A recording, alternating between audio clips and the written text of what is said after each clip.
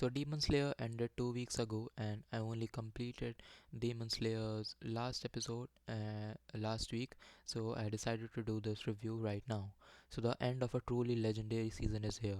After 6 months of tuning in, falling in love with these characters, and cheering on their growth, it's hard to say goodbye. Especially the opening song has catch on to me.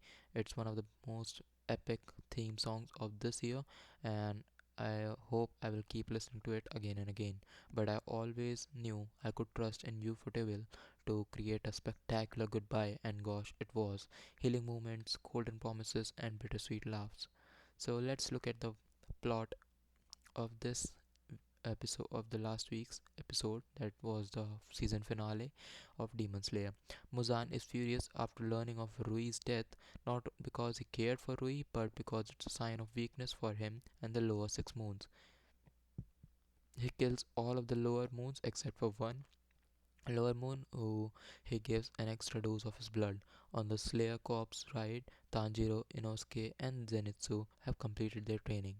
They have grown so much in the last few episodes and are ready to take on their next mission. The head of the corps decided to send them to join the Flame Hashira on his mission. People have been going missing on the Infinity Train, and we learn that the culprit is the juiced up Lower Moon One. The episode and season ends with Tanjiro, Zenitsu, and Inosuke jumping into the train just as it's leaving the station. Zenitsu asks Tanjiro if it was a good idea to bring Nezuko with them, and Tanjiro tells them while it would have been safer for her, the corpse, he never wants to be separated from her again. So the space in which the lower six moons have their meeting with Muzan was very reminiscent of the Suzumi mansion.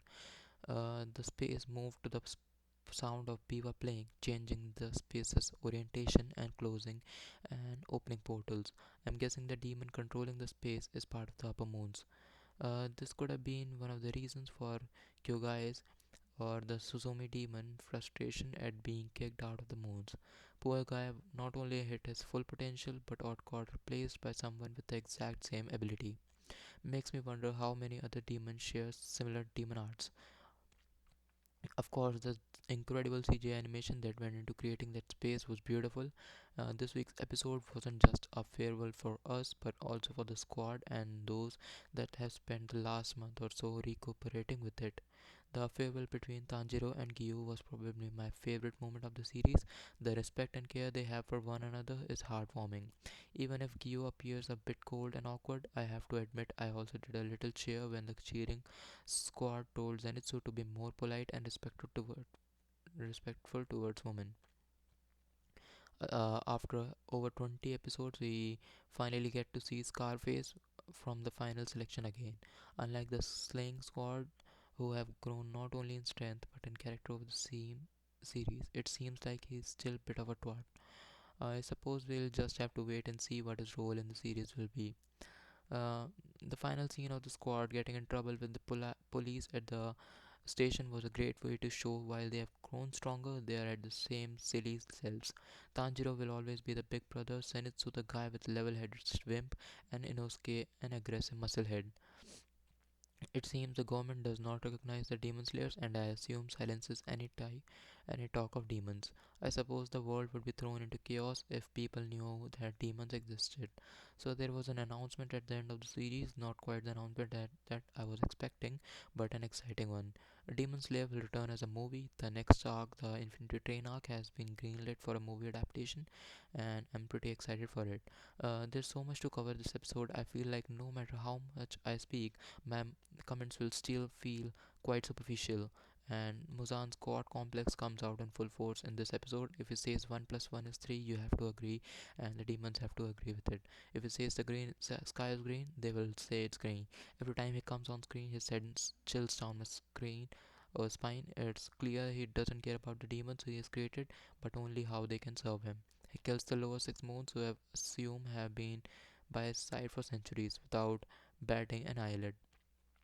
Uh, of course, the next person that I want to talk about is Kanao and her scene with Tanjiro. I do find some shonen series the way characters' trauma or complexes are resolved are quite heavy-handed.